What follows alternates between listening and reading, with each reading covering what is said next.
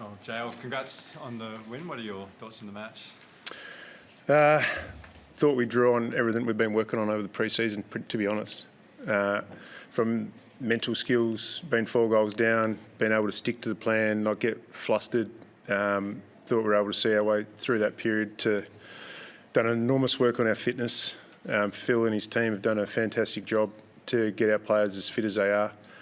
And we had to draw upon that late when we lost a few soldiers. So thought we were well prepared. Thought we played with the right mindset.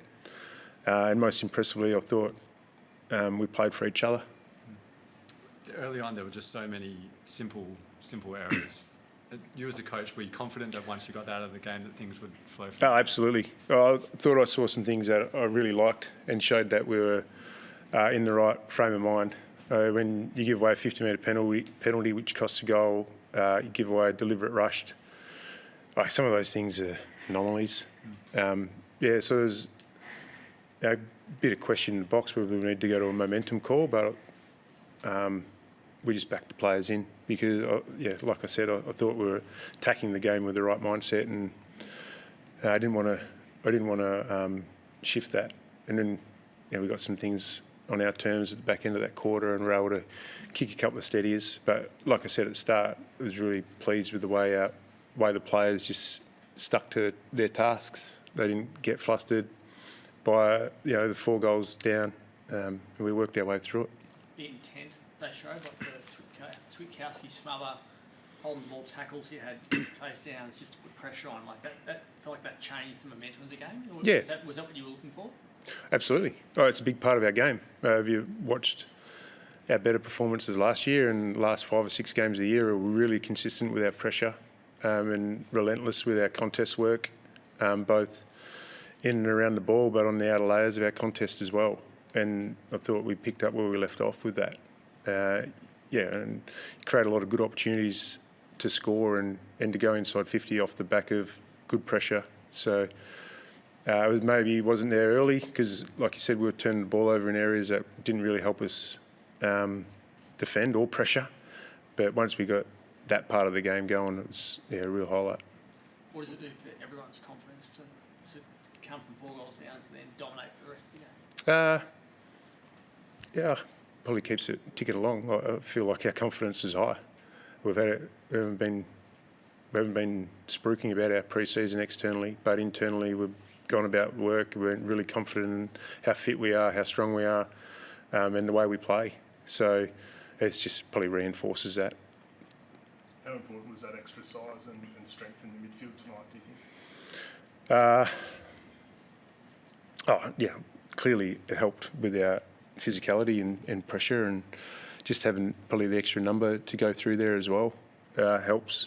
I thought they got it done as a collective, the midfield, against a pretty mature, strong midfield themselves. So, like I've been saying, when I get asked, one of the highlights of the pre-season has been the competitiveness through the middle of the ground. They've really willed themselves, competed hard against himself and willed himself to get better each session, and I think we saw that today. Caleb set a new disposal record for the club. That, I guess, achievement for him firstly, but also his broader game tonight. What did you make of it? I thought he was outstanding. He's obviously first half I think he had high 20 possessions, but then when he started getting tagged, he automatically flipped to not how I can get the ball. He flipped to how I can help the team win clearances and own the game, and that just shows great maturity. And then I think they dropped the tag in the last quarter when they were trying to win the game, and he started getting possessions. And Caleb knows it's not all about possessions, but I suppose it's a nice little box to tick along the way. The mental skills thing that you mentioned at the start, what does that look like to you from the coach's box as compared to what it's looked like in the past? Probably body. You can tell body language from the coach's box, and when players internalise, they tend to, their body language probably disappears a little bit and gets a little bit negative. But I thought they were communicating with each other.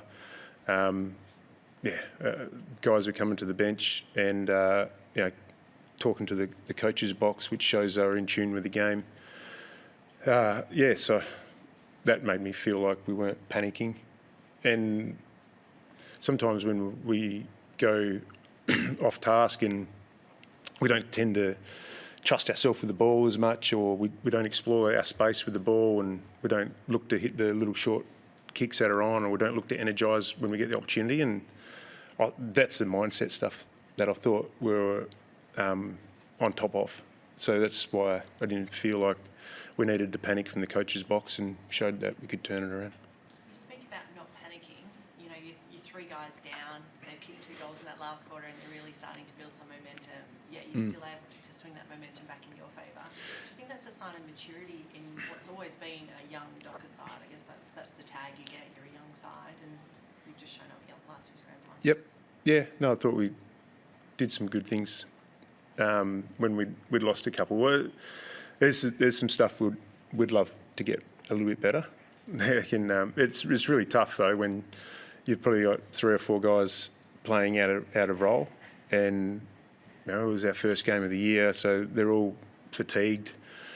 There's some stuff we can handle a bit better in that phase, but I thought our contest work really allowed us to create opportunities back the other way, and clearly kicking a couple in a row filled us with confidence. So, like I said about early in the game, our players were well connected to the plan, and they were communicating with each other and connecting with each other even when Brisbane were coming in that last quarter. So that's pleasing signs that they're trying to work their way through it.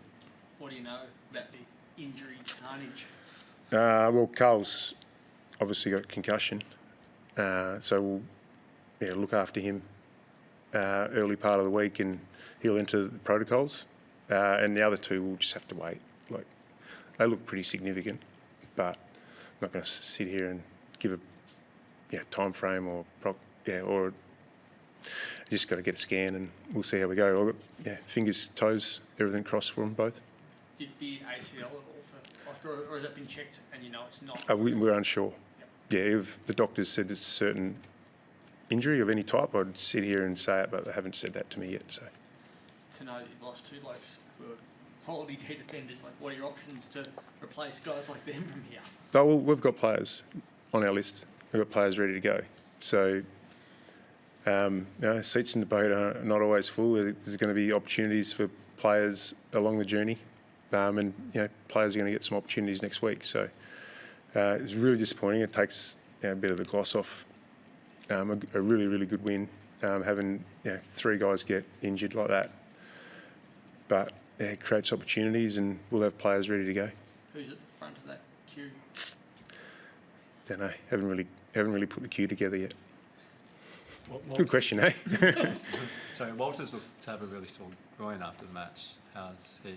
I haven't had a meeting with the docs yet, but yeah, Sonny was fine. Okay. And Amos had that scare. It was good to see him back on. Yeah, no, he's right. Okay. He ran it out.